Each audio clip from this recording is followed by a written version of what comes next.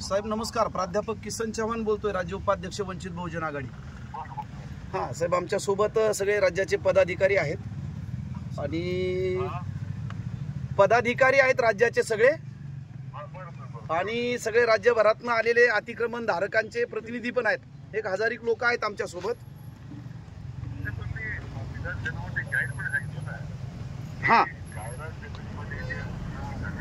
हां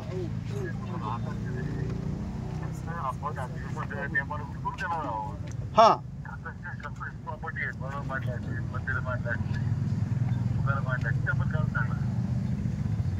साहेब असं आहे की हां सुप्रीम कोर्टात म्हणणे सर्वेच काढा, ते राज्य सरकारचं काय ते ठेवलं त्यांनी, पण तरी आपण त्यात मागे काढत पब्लिक पर्पज दाखवला, म्हणजे पब्लिक पर्पज राहत त्यांना करू शकणार नाही। म्हणून आपण सगळ्या ग्रामपंचायतीला सुविधा दिल्या, या सगळ्या लोकांची निवडणूक द्यावं। हां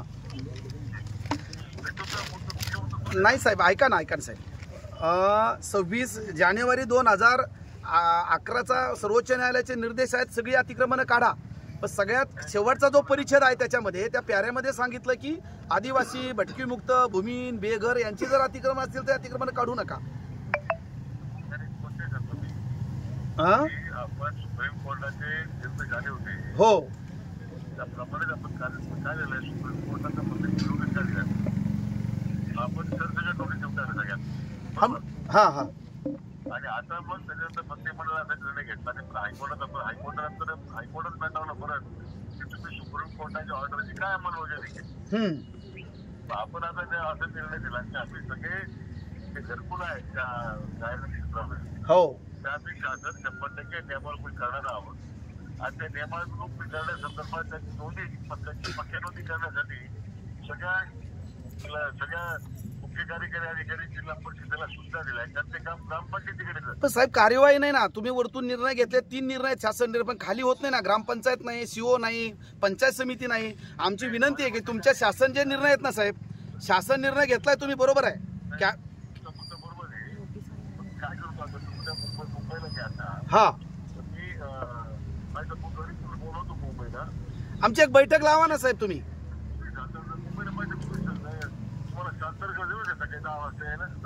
नाही 7 तारखेला आमची ते आरक्षण बचाव यात्रा चालू आहे प्रकाश आंबेडकर साहेबांची, त्याचा समारोप आहे औरंगाबादला, ते बुधवारी 7 तारखेलाच आहे साहेब।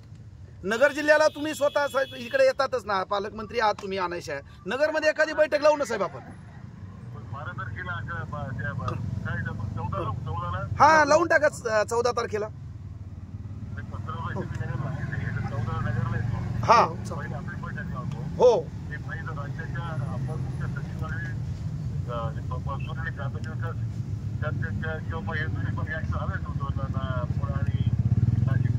हा, त्यांना त्या मीटिंगला जरी कॉल दिला तुम्ही, त्यांना बोलवलं, आदेश दिले तर ते येतील, आणि आमचं एक शिष्टमंडळ असेल 10-12 जणांचं। हो चालेल, 14 तारखेला। 14 तारखेला बैठक लावा। नाही ऐका ना साहेब, प्लीज साहेब ऐका ना, आमचं काय म्हणणं आहे की आम्ही ठीक आहे, आमचा जो उद्देश आहे तो जर सफल होत असेल तर आम्हाला फार इंटरेस्ट नाही ना तुमच्या तिकडे घेऊन जायला वगैरे, पण तुम्ही वरती निर्णय घेतला, खाली काही होत नाही साहेब। काय झालं, गायरन क्षेत्राची अतिक्रमण काढण्यासंदर्भात बरोबर, हा मात्र ते शहर नियमन त्याची नोंद करून घेतलं, त्याची नोंद करणं हे काम ते ग्रामीण विकास खात्याकडे होतं। हा बरोबर आहे, म्हणून त्या सूचना दिल्या त्या सगळ्या सीओना। हा आता आपण जे म्हणतात ते अंमलबजावणी होत नाही, आपण 14 तारखेला त्या संदर्भात तोपर्यंत परत एकदा मिटिंग घेतो माझ्या आड्याबरोबर, हा आणि 14 तारखेला ते प्रत्यक्ष काय कृती झाली, काय यस चालेल। कारण आमचा आक्षेप काय आता, तिसगावचं मॅटर तुम्हाला माहिती आहे, 100 घरकुल आहेत आणि ते घरकुल आता पाडायला सांगितले। जुन्नरचा विषय आहे, जुन्नर मध्ये लोक राहतात घरं करून, ते पाडायला सांगितले।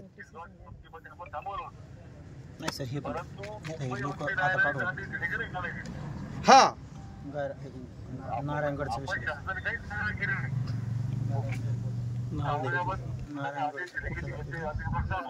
हो नाही नाही साहेब ठीक आहे ना. मी एक फक्त प्रातिनिधिक स्वरूपात ते गाव सांगितलं. जुन्नर मध्ये आंबेगाव आहेत, नारायणगाव आहे, तिथं इतके हे सगळे प्रॉब्लेम आहेत. तर मला असं वाटतं की 14ला जर तुम्ही मीटिंग लावली तर आपल्या सगळ्याच विषयाच्या अनुषंगाने चर्चा होईल की शासन निर्णयाची खाली अंमलबजावणी का होत नाही.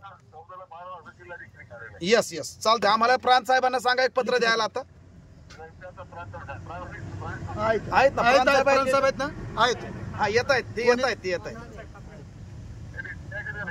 हा पी आय साहेब घ्या. पी आय साहेबांशी बोलत